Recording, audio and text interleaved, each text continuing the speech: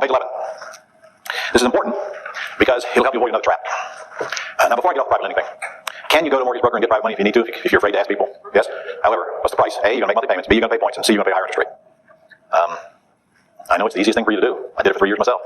But I'm telling you, it's not hard to raise private money if you just start asking. And you learn how to ask and handle a few objections you're going to get and how to pre-screen your prospects. And also, our project be privately involved in that lender, so you're unreliable. All right. You are not using banks for these deals. In fact, the more you get banks out of your life, the better you're going to like life. Yep. Now, banks are going to take out your back-end buyers. But with time and patience, and you're never under the gun, and when closings get delayed, you don't care. And you're going to make all that part of somebody's job. Some mortgage originator is going to be handling all that crap for you. You're not going near it. And your credit repair team is going to clean up the person's credit. You're not going near that either. You should not use your credit lines to fund these deals because you don't know how long that money is going to be out there. And I'm telling you, this is a trap. If you buy the property with a credit line, that's okay, but you must replace it with private money for a longer term, or your credit line is soon going to be gone, and then your exit strategy is going to be poisoned because you're trying to get your money back to pay down your credit line. In fact, if you have money in your IRAs, this is a great use of it. In fact, I use my IRA to fund every one of those houses I just showed you. Except one. Use private lenders only. People, not professionals. You set the terms. And sometimes it's very difficult to get people's mindset switched from when they're out here talking to these mortgage brokers and professional lenders. You know, they just have a hard time understanding that all that crap that you've been trained to condition yourself is not real over here in this world when you're dealing with individual people. They don't make the rules because they don't know the rules, nor do they care. Borrowing with accruing interest only. We had a discussion with a couple of gentlemen. Guys, it's just as easy to get payments, deals with no payments as it is with payments. In fact, it's easier. I'll go do that skit for you. Camera, follow me. Oh, God, that's a long ways down for an old guy. Speaking of old guys, this is Reese. He's one of our local home buyer society members. Could you stand up here just for a second? Yes, sir. Okay. I mean, come on, don't this guy just look like he's got money? Yeah, right. Or should have. By the way, warning. You cannot look at a person and determine if they got money or not. And in fact, the opposite is true. Some of the people who look like they just came in from slopping the hogs got millions of dollars in their bank accounts, and you will never know it. So don't try to prejudge. The worst thing you can do is try to prejudge. All right, so Reese, if you don't have money, it looks like you ought to have money. And okay, well, don't tell me you don't. Hey, look at the camera, trying to make it look easy. Don't make it look hard. All right. Reese, do you have an IRA or any other investment capital not getting a high rate of return safely? Say yes. Yes, sir. Okay. Well, I'll tell you, I buy and sell houses here in Jacksonville. And sometimes I let individuals like you make first mortgage loans on them. And I pay you more than you're going to get in any money market account. By the way, what's your money now? Money market account? Yeah, probably 2%. How's that doing? Not too good. 2%? You're lucky? Okay, well, I'm going to pay you more than that. We're going to take the money and secure it by first mortgage on the property. We're going to close it with an attorney. You're going to get title insurance and fire insurance. And we're going to get it appraised and make sure that there's a lot more equity above it than the loan. In fact, I never borrow more than 65% of the value. 80% in Canada. Okay? So we're going to make sure that we got plenty of safety factor there. I'm going to take the money, buy the house, fix the house, and ultimately sell the house somewhere down the line, cash it out, pay you back your principal plus your accrued interest. So when you get a check back, you'll get back the principal plus all the interest that's accrued up to that date. Sound good? Sure. Okay. Absolutely. Aren't you going to ask me how much interest somewhere along here? Yes, sir. Okay. When? Interested to know how much? Oh, how much interest? Well, would you say he's getting any money market account? Around 2. Two? Maybe I should have told you that. I should have said. No, because I wouldn't let you stop till you did tell me. You didn't go for it. All right, well, so what do you think would be fair? Probably 7. 7? All right, I can live with that. Right. So I'll pay you 7% interest, and it'll accrue. Your attorney will close it. It'll say right in the note that when I can't sell the house until you get paid off principal interest anyway. All right, then you don't have to worry about payments, and I don't have to worry about payments. Makes it easier on you, makes it easier on me. When you get a check, you'll know exactly what you made, right? You got it. Okay, so all you need to know. I'll call you when I get a deal. Give it. How much you want to get out, sir? How much you want to get out, sir? 100 grand? Okay, good. That sounds good. Call you when I get a deal. All right. It wasn't hard, was it? Nope. Can you all do that? Yes. Yeah. All right. Incidentally, if he says no, I don't have an IRA or any other investment capital, not getting me a high rate of return, what do you say? What does that tell you? Tells you he's broke. Go somewhere else? No. Well, Reese, do you have a friend? Sure. That you think may have some capital with a good IRA return? You get a referral. Get a referral. Can I use your name? Absolutely. Call a referral. Reese told me that we probably have something to discuss here. Do you have an IRA or any other investment capital getting a high rate of return safely? If you get a referral, everybody you talk to, pretty soon you've exhausted the population of the entire earth. But the reality of it is, you're not going to talk to more than a handful of people, and you're going to have more private money you're going to use anyway. Am I right, Stephanie? See, they got a problem. They got way more money than they got to use for it because they open their mouth and start doing what I ask them to do. As do several of our big members. All right, let's move on. Borrow no more than 65% of the ARB, even if you can. And when you're dealing with people, can you?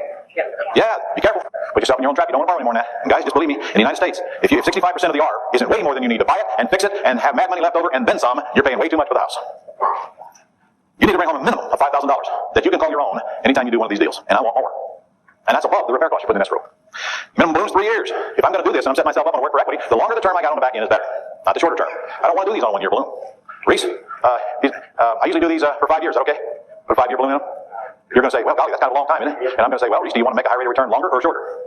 You want to make more money or less money? If I make more money, I understand. The truth is, if I pay you off, you're going to tell me to put it right back out anyway, aren't you? So what difference does it make what the balloon says? I can't sell the house without paying you, right? Then if you don't want to put it back at that time, no problem. I'll just place you with somebody else. All right? And you're always going to need title insurance and fire insurance for your lender. And you should get an after repaired appraisal on every deal you do, even if you're convinced as to what it's worth. You should have it in the file for his sake and for your sake. Remember, that's after repaired appraisal, not as is appraisal, like a BBO. What's a BBO? Broker price opinion. Does that have anything to do with the after repaired value? Nope. It's a wild guess from an agent as to what the market value is today, which is kind of a worthless piece of paper that the banks use to determine what their cause of action is. It has really nothing to do with the real value, certainly not the as-is value. They're all over the board. Some are low, some are high. And some are kind of dead on, sort of by accident. But when you go get an appraisal, you're going to tell the appraiser, here's what we're going to do to this property. I want you to appraise it assuming that list is completed. He'll add that list to the appraisal, and he'll say, assuming that list is completed, this is the market value of the property today.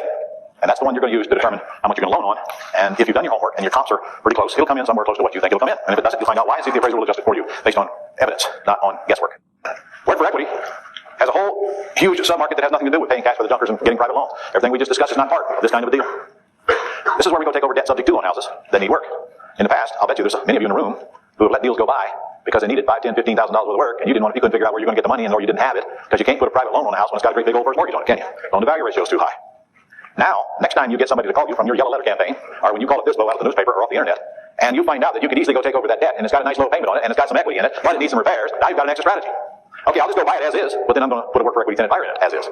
Sell it for below market, let them do the work with their money. And that's what this example is about. It's a $200,000 house with a 142 loan on it, but it needs 15 in work if we were to do it.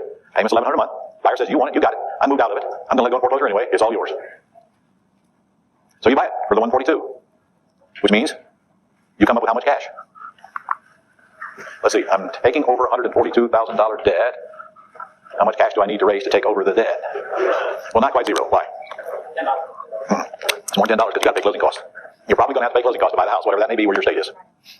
So it's going to take a little bit of money to buy the house. I turn it around and I sell it, but I sell it as is on a work for equity to this massive list of buyers that I've accumulated that are looking for houses in that neighborhood, and they've already told me they can afford a monthly payment of $11, $12, $13, $1,400 a month, which is very cheap on a $200,000 house, isn't it? Yes? Okay.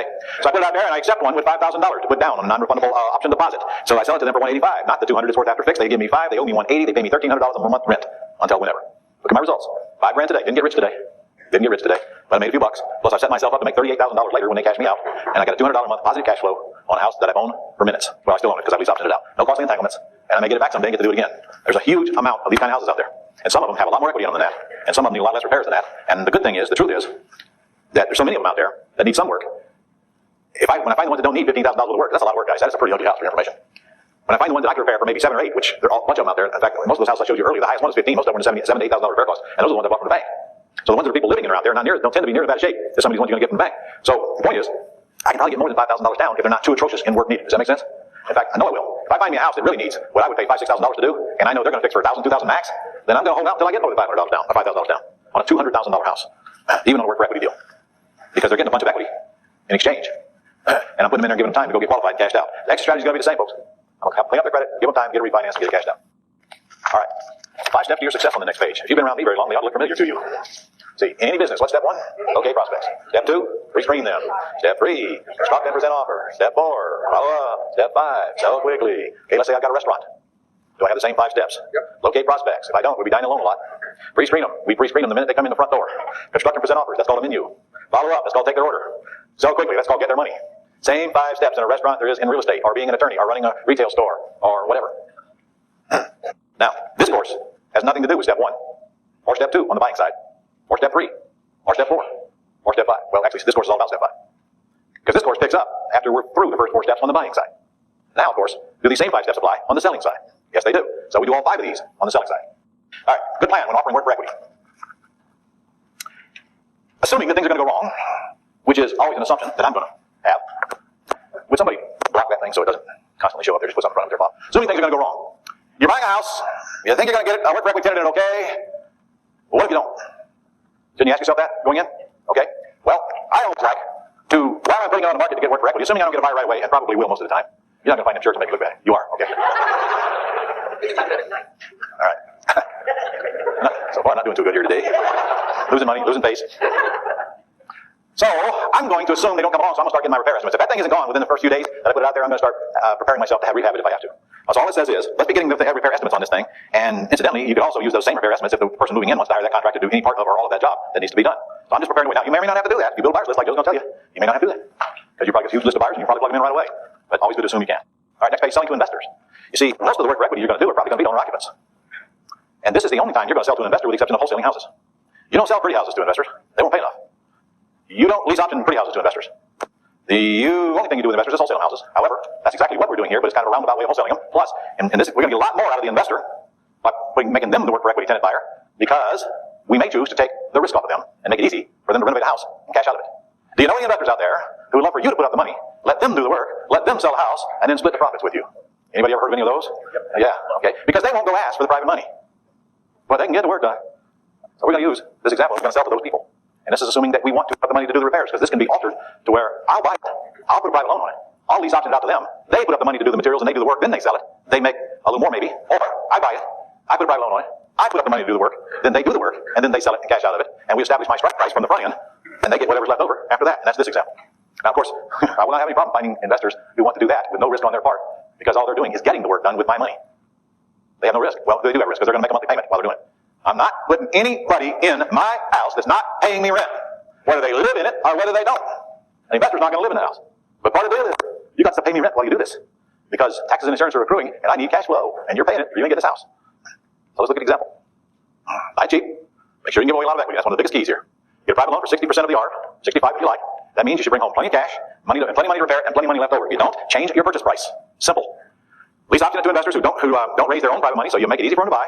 My God, you'll have a list of these mountain deep. And actually, they'll never buy the house, because the process is very simple. Mr. Investor, I'm going to lease it to you with the option to buy. You go fix it. You go find a buyer. You bring them to the table. But instead of us paying all these closing costs, double costs, why don't I just deed it to them and avoid the middleman, and you get whatever's left over after the price you agree to pay me? Does that make sense? There ain't no sense in you deeding it to your investor and pay those extra closing costs. Your entity will deed it to their buyer after they renovate it with your money that you got from the private loan. You guys looking poorly. Oh, you're in headlights. All right. Now, they're not going to make the kind of profit that you'd make renovating the house. They're not taking the risk. They're not raising the money. They're just getting the work done and getting it sold. Okay. So for an investor to net about 10% of the ARV, that's a home run for them under these conditions. Do you agree? In fact, folks, just so you know, a lot of builders only net about 10% of the ARV. They do all that work. Gotta go get the money, get the credit line, build a house, and net 10% of the sales price on a good day. So, if the repairs are 10% of the ARV and you sell it for 70% of the ARV, your buyer should net 10 to 15% of the ARV depending on their skills. Let's look at our example down here, because now I'm deciding if I sell it for 70% of the ARV and they put up the money, then they get everything above that. But what if I say, okay, I'll sell it to you for 80% of the ARV and I'll put up the money to do the repairs? So here we go. The ARV 100, which, I'm just rounding it off. Just for the record, I've never seen a house that's worth exactly $100,000. But it makes a good round number for a seminar book. Okay, so I go get a private loan for 60. I paid 40 for the house, and there ain't no way I'm paying more than $40,000 for a $100,000 house in excellent condition in today's marketplace. And I hold 10,000 for repairs. So I borrowed 60. It took 40 to close it, and I got 10 for repairs, and I brought home 10. Where's the bottom 10 go? It goes into Hip National Bank, doesn't it? That's your favorite depository. That's your money. Now, where's the other 10 go? It goes into that escrow account to release to that investor to get the work done as the work is done. Okay, so look at my sales. I sell it for 100. I'm sorry, I don't sell it. He sells it for 100.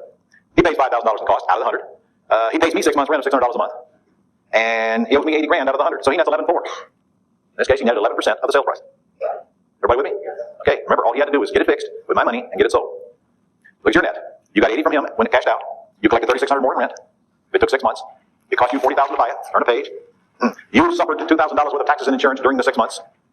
And you put $10,000 into him as he did the repairs, so you netted $24,400.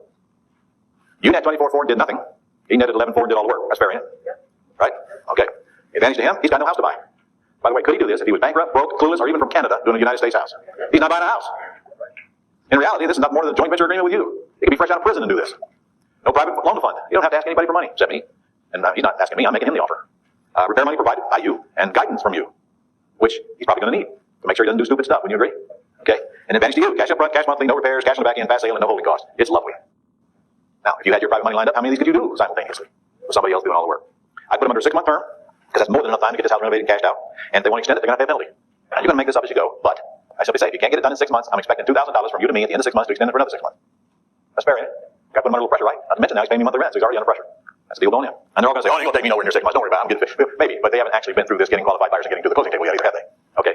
Investor must put down at least $2,000 and the first month's rent on the deal. I am not going to let them do this if I don't get some kind of commitment out of them. Now, I want some money up front. So I don't want them if they're absolutely totally broke, because it's probably going to end badly. And I'm not hung up on the two, but I want some kind of money up. At least $1,000. They are tying up my house, right? Of course, believe me, if they don't get the repairs done in this schedule, they're going to get whacked, which is the next line. And this is a beautiful thing here. They're not moving in the house, are they? Therefore, they very well may not even come under landlord-tenant law, especially if you have your attorney draw up documents at the beginning that if they do not meet a specific predetermined requirement. For example, let's say, all right, Fred, you got about a week's work to get done on this house. I'm going to give you the 30 days because you said you could get it done in a week, and I don't believe you.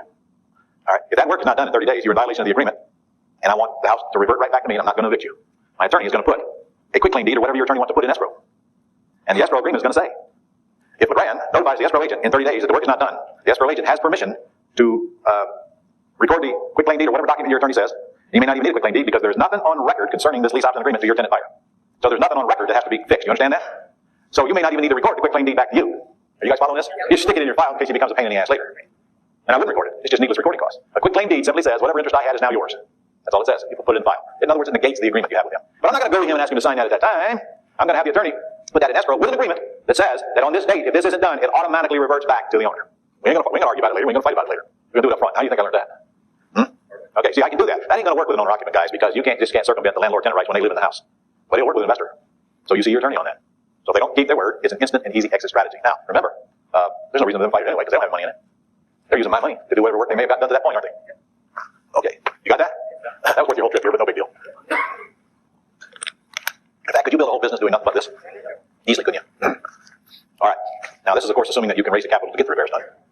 If you can't, I promise you, there's a whole bunch of these guys out there that will come in and do the money on their own, with their own, the work with their own money, but you're probably going to have to give them more equity, and you should.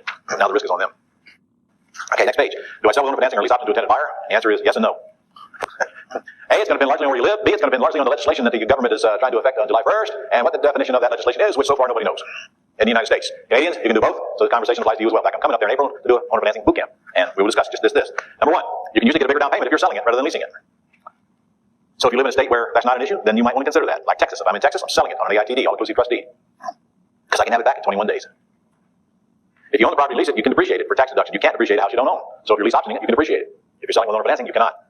If repossession takes more than a couple months, and this is probably the number one most important criteria here, if I live in Michigan, I'm not owner financing to these people because it takes me several months to foreclose, and then they got a 6 months right of redemption if they live in the house, and I'm not going to.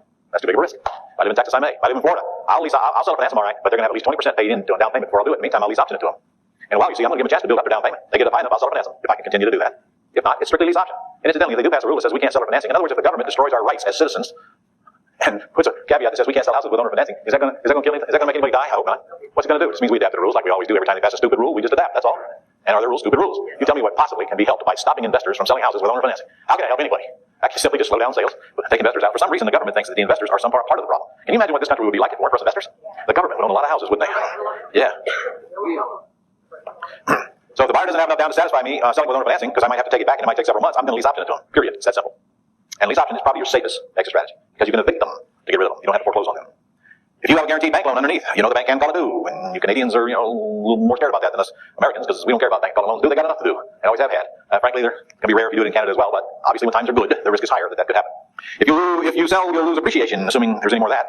And if you can maintain ownership, you keep appreciation. On the other hand, if you sell, you have absolutely no responsibility to the properties, and you still do if you lease option. Even though you're putting a tenant buyer in there who's going to do all the work, it's still your responsibility to make sure the house moves forward, and your responsibility is taxes, your responsibility is insurance, so you still have a responsibility because you still own the house. Whereas if you sold it, you've got none, except collect payment and make underlying payment. Okay, so before I go any further, does anybody have any questions on anything I've covered that I can take orally and repeat for the camera? None. All right, so either you're getting it, or you don't care.